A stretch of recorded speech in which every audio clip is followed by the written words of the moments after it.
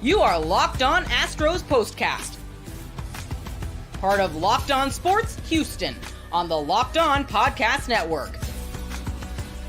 Your team every day. Oh, did the Astros need that performance in the worst way possible? Justin Verlander absolutely dominant in his old stadium against his former team, and the Astros secure a very, very needed series win by smacking around the Detroit Tigers today by a final of, what was the final score? I don't even remember because I didn't pay attention to the ninth inning. 9-3 was the final today. We've got a lot to get into in this show today. Thank you for joining us, of course. We are always live on YouTube, the Locked On Sports Houston page. And on top of that, you can find this show anywhere that you get your podcast. Just search for Locked On Astros. You'll find this show and the Locked On Astros show right there, anywhere free that you get your podcast. So check that out, of course, today after the game gets over. Podcast form, this show is always up within about 15 to 20 minutes of the show being done. So it's right there for you if you miss any of it. You can watch the video again live on YouTube, which again, go subscribe, or of course you listen to the podcast anywhere that you get your podcast. Game off, we got to talk about Monopoly Go, the fast-paced game that lets you team up with friends or for tournaments to unlock awesome prizes like unique stickers for trading, cool playing pieces, and hilarious emojis for taunting friends. So download Monopoly Go now, free on Google Play or the App Store. Game on. Verlander today. Everything that the Astros needed and more. That is the definition of an ace. When an ace goes out and does what he did today. He was the worst we've ever seen him in his last start. The most runs he's ever given up when he faced the New York Yankees earlier in this road trip. And today, he needed to come out, stop the bleeding of the club, losing the game yesterday where they got smoked early thanks to Christian Javier going out and just being absolutely atrocious. And he needed to right the ship for himself. And that's exactly what Justin Verlander did. If he has that kind of command, which, I mean, look, that is the command he had today was the best command you're going to see from a pitcher at a time. Like everything was working. Everything was working. The high, I think the most encouraging thing of all of it is the high fastball.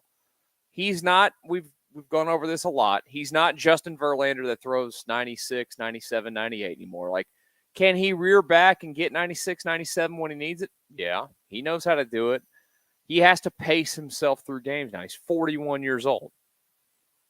The facts are just the facts that you're going to slow down as you age. And I think you're seeing a pitcher that knows that.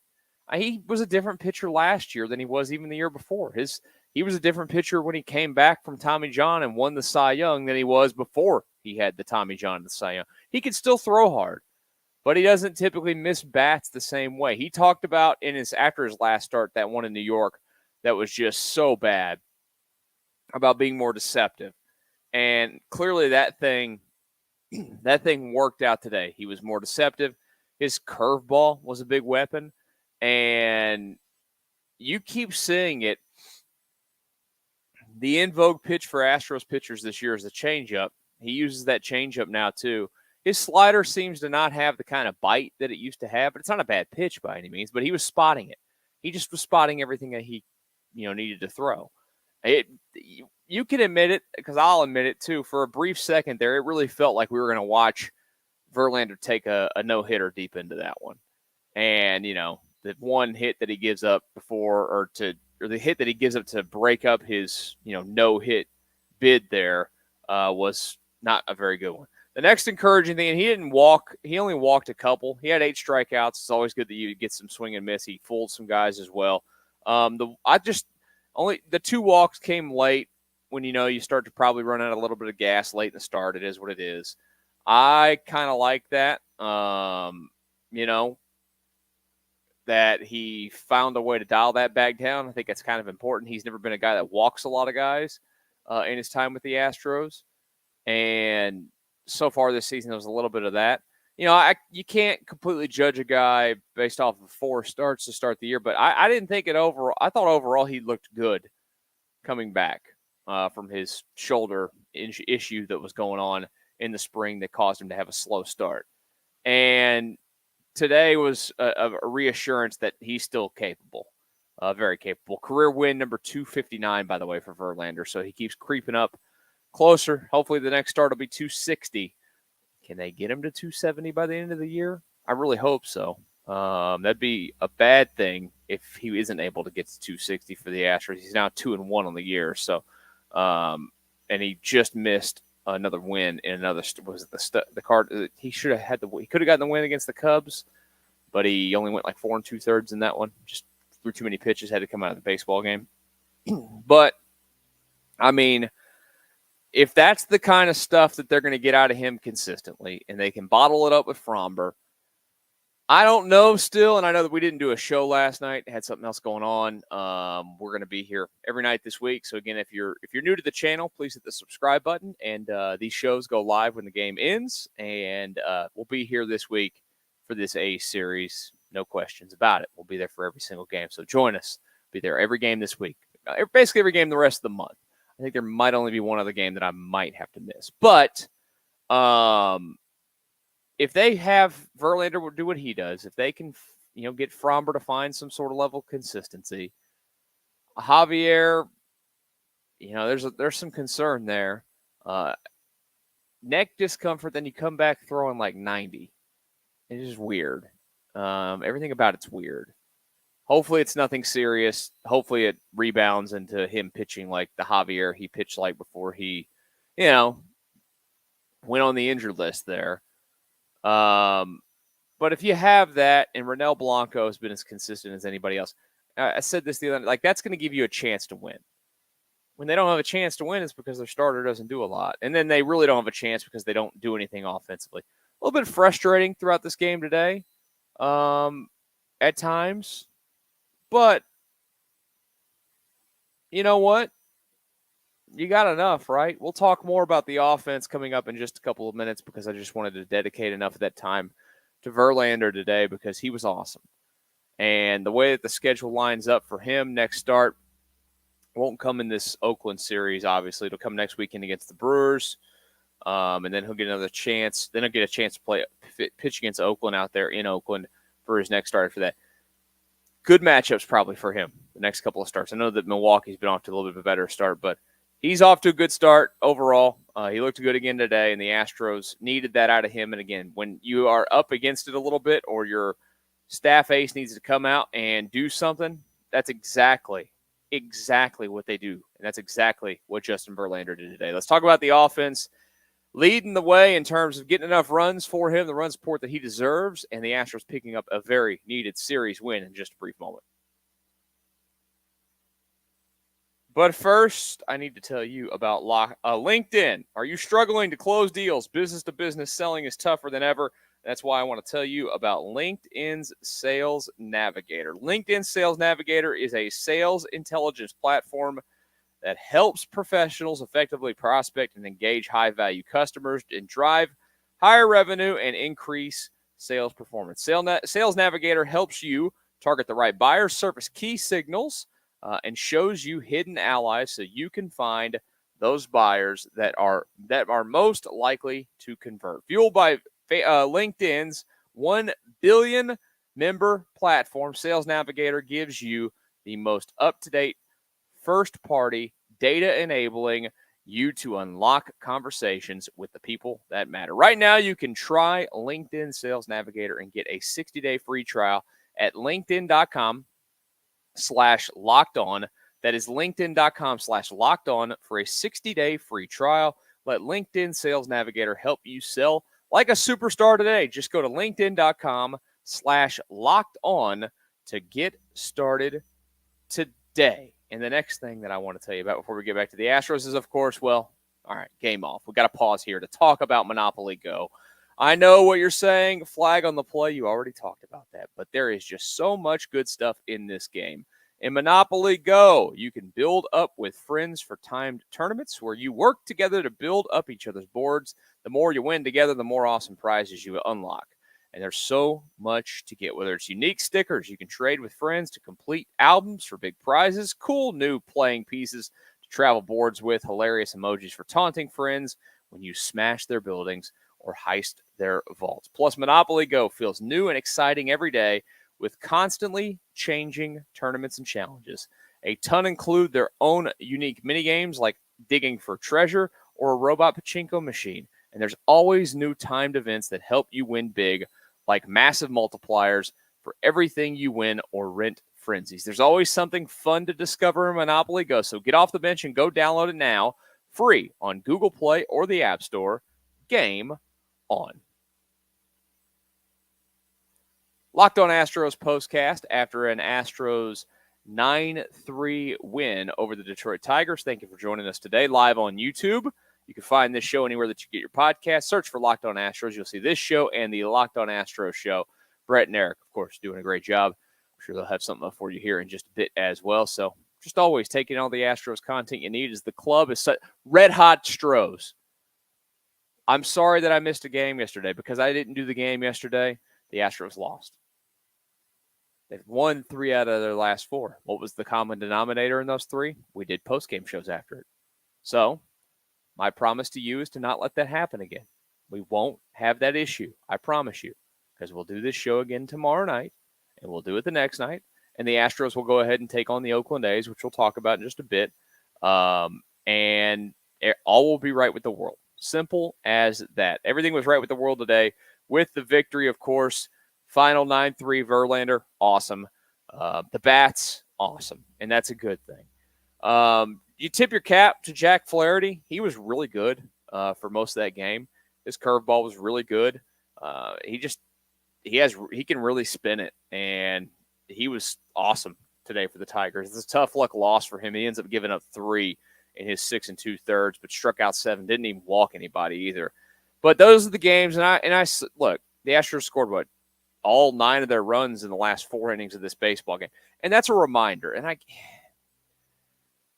I get it all the time, and you can find me on X at Connor Michael, as you see there on the screen. But, you'll tweet things out. I say tweet because you aren't Xing. You're tweeting. Whatever. It's still so stupid. Just change the name back. But you'll send stuff out about Verlander, and I did he looks great and everything. Well, the offense isn't doing anything for him once again. The bats are so inconsistent. Yeah, it's baseball, but there's also 9 innings. I know that as the game gets along further and further, and the deeper you go and you don't score runs, the harder it gets to get the bats going. And you typically face the opponent's best pitchers late in those late game situations as well. So, I get all of that. It's baseball, like I said. But you have to let it play out as well. You can't overanalyze and freak out in the middle of the game that they're never going to do anything, because today's a great example of that. It could happen anytime, and it happened today. Pounding out 9 runs over those last 4 innings, as I mentioned. Kyle Tucker again, 13th home run of the season. I said it Friday night. I'll say it again right now. You're making a mistake every day that you let pass by that you do not sign Kyle Tucker to an extension. Just as simple as that. That is a key piece of your core, and there's absolutely no reason to let go of a player at any point that is on the rise. Simple as that. It's just as simple as that. He was awesome today. Jordan, a couple more hits for him, including a double there late. He's looked up better. He's still having some swings at times that are, not very Jordan-like, where he's chasing so far. I mean, even in that at bat where he had the double, I think it was the pitch, the first strike that he swung at. I mean, he was just flailing up there.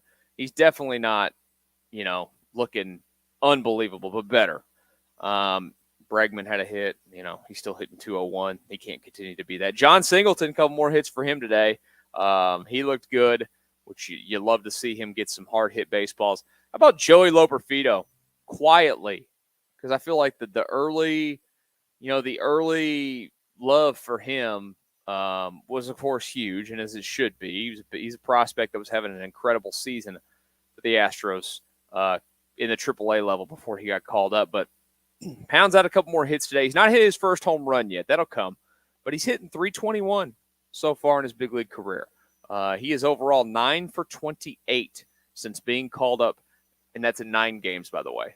You'll take that Absolutely take that. Of course, they're going to get a book on him at some point. You can kind of see with the type of swing that he has, a little bit of the uppercut as a lefty who can elevate. As they say, elevate and celebrate. The hole in his swing is probably going to be up in the zone with the big fastball. So it is, something that we'll see how he's able to adjust over time. And then the guy down at the bottom of the lineup, and excuse me, this is a constant talking piece, and it's easy to do the day after he has 4 hits in the baseball game, but they just have to find a way, I think 5 days out of the week, to get Mauricio Dufault's bat in the lineup. Played second base today, Altuve getting the rest day.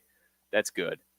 But they gotta find somewhere to get him in every day, whether it's getting him a game at first base, center field, left field. Like, you just got to find it. Simple as that. Now, you don't want to displace the guy we were just talking about, Joey Loperfido.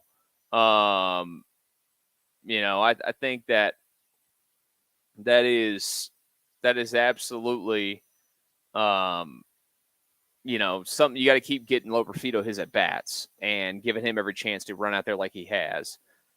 So Dubon's in a weird spot, but Dubon's value, and I think that's something that we've seen, whether it was Marwin for years, then it was Aledmus Diaz with this Astros club. Everybody loves the utility man. That's where their greatest value for the club is being a player that can play a bunch of positions and then also being the best pinch hitter off the bench. Now, you could make the argument, of course, that in a world where you have a designated hitter, the pinch hitter doesn't matter. Now I'm with you. Like, you shouldn't ever be leaving him on the bench with the thought of, well, it's we got to have him to pinch hit late in the game. No, that's stupid. Now, if you want to say we're leaving him on the bench because, let's just say in a hypothetical world, Loperfido's crushing it in center, Chas McCormick comes back and looks like 2023 Chas McCormick, Singleton's playing a competent first base, and then there's nowhere else to put him. And you're going to have him on the – but even still, I was one of these people that when Mauricio Dufault got over here, I could not stand watching him play. He was awful that first year, just awful. He got so much playing time. It was just silly. He's completely flipped the script. Completely. Last year, he was awesome. This year, he's off to another awesome start. He plays a Gold Glove level defense wherever he plays. And then when he does play center field, we love to make fun of being Justin Verlander's, personal center fielder when he played center field, which actually he didn't do today. He played second base. He was Justin Verlander's personal second baseman today. When he plays center, he has the best arm on the team. He does. He really, really does. Even when he plays short and second, whatever, he has the best arm they have on this baseball team. And he just brings a lot of value to this club. So, yeah, I mean, for the people that send tweets or, you guys in the comments there, I saw one of you saying, you need more playing time for him. And that is true. You do need to find more playing time consistently for Mauricio Dufault because he's just been that great. And thank you to that same comment. I wanted to mention it too. About Jake Myers comes off the bench and gets 3 at-bats in the last couple of innings and goes 3 for 3 and drives in 3 runs. Jake is not putting up bad numbers this season. I know that he is a little bit of a whipping boy, and I think in large part because, it's the truth. He's got a noodle arm out there in center field, and teams just run on him.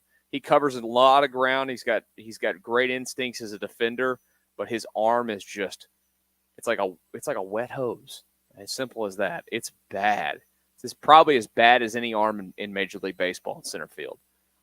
It's probably as bad as any arm in baseball in an outfield anywhere on a day-to-day basis. So I'd be willing to put some money on that. But his bat has been a lot better than expected. It helps, of course, that he's still under 100 at-bats.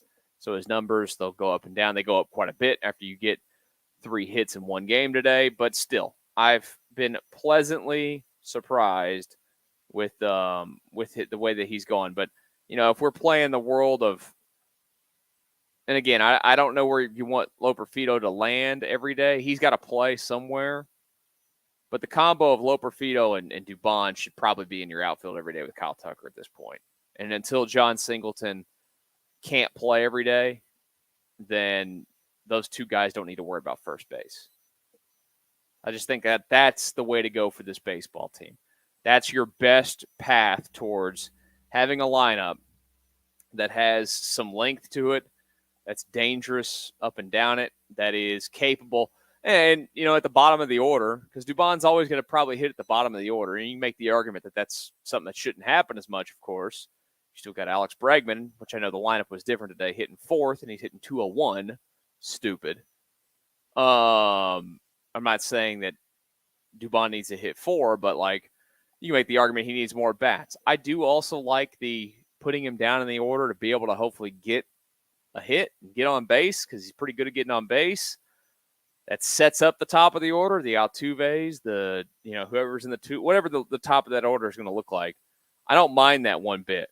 So I just think that that's, as long as you can find a way to get Dubon in there, you're going to be doing all right for yourself moving forward for this baseball team. We'll get to the A's series, an important series at Minute Maid Park, as Oakland, you get your first look at them. Yes, the Oakland Athletics, who have been better than the Houston Astros this season, still does not feel normal, but it's just the sad, sad truth. We'll talk about that here in just a brief second. But right now, are you like me? Do you have accounts? Whether it's 401ks, whether it's your investment accounts, IRAs, everything that you have. Well, the place to get it all in one spot and see it is right there with Yahoo Finance. That's right, Yahoo Finance. If you're not using it, what are you waiting for?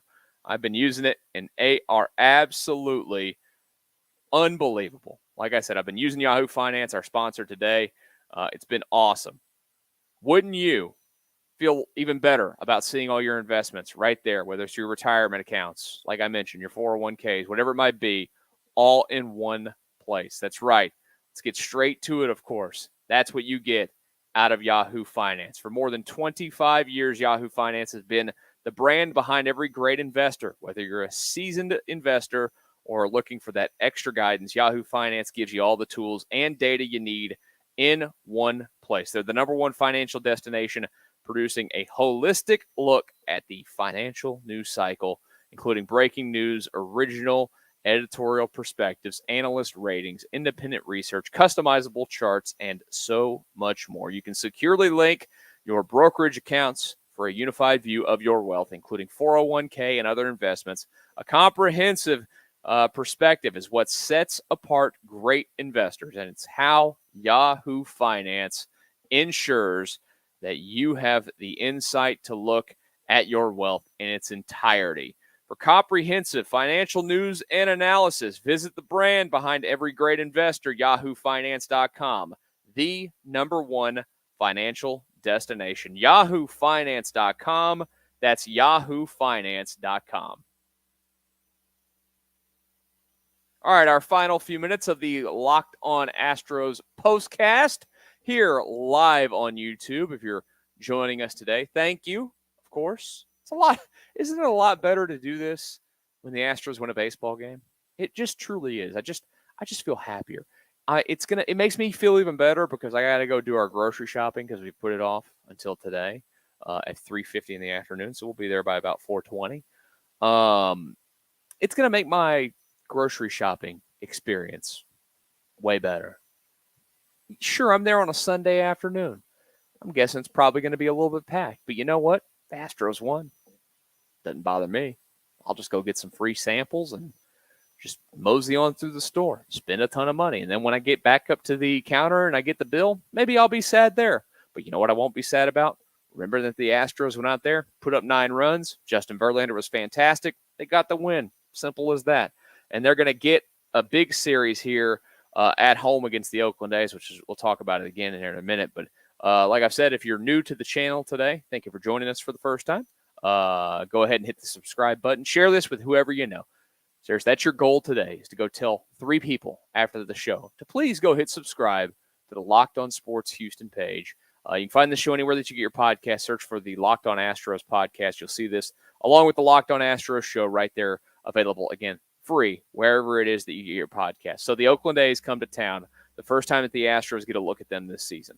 4 games set, every game 7-10 first pitch. Rotation for this series set up with Arrighetti going tomorrow against Ross Stripling.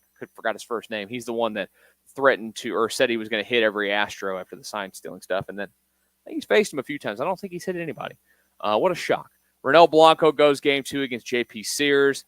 Fromber will go game 3 against TBD for Oakland, and then it's TBD versus TBD on Thursday for the finale of that one. This is an important series. Now, look, every series is important. Every homestand, every road trip is important. Like the Astros just went 3-3 on this road trip. You can live with 3-3 on this road trip, but the Astros are at a point where they can't live with, looking at this homestand. It's a 10-game homestand, 4 with Oakland, 3 with the Milwaukee Brewers, and then 3 with the Los Angeles Angels. This is a homestand where you can't afford to go 5-5. You can't afford to keep putting along. Chandler Rome of The Athletic actually had a tweet a few minutes ago about this, right after the game, which is crazy to think. There are only 3 teams since 1901 that have started a season 15-25 and made the playoffs. Those teams, the 1974 Pittsburgh Pirates, the 1989 Toronto Blue Jays, and the 2005 National League champion Houston Astros. The Astros are, of course, 15-25. So they're going to have to try to make more history and become the 4th team to ever do it. And think about that. It's almost been 20 years since this has been accomplished.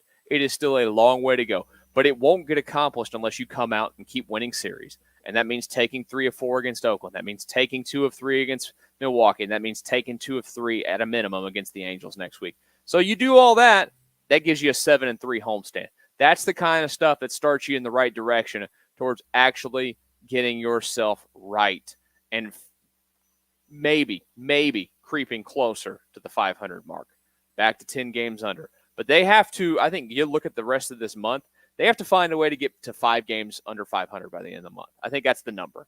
You get to 5 games under 500 by the end of the month, you're not completely dead in the water.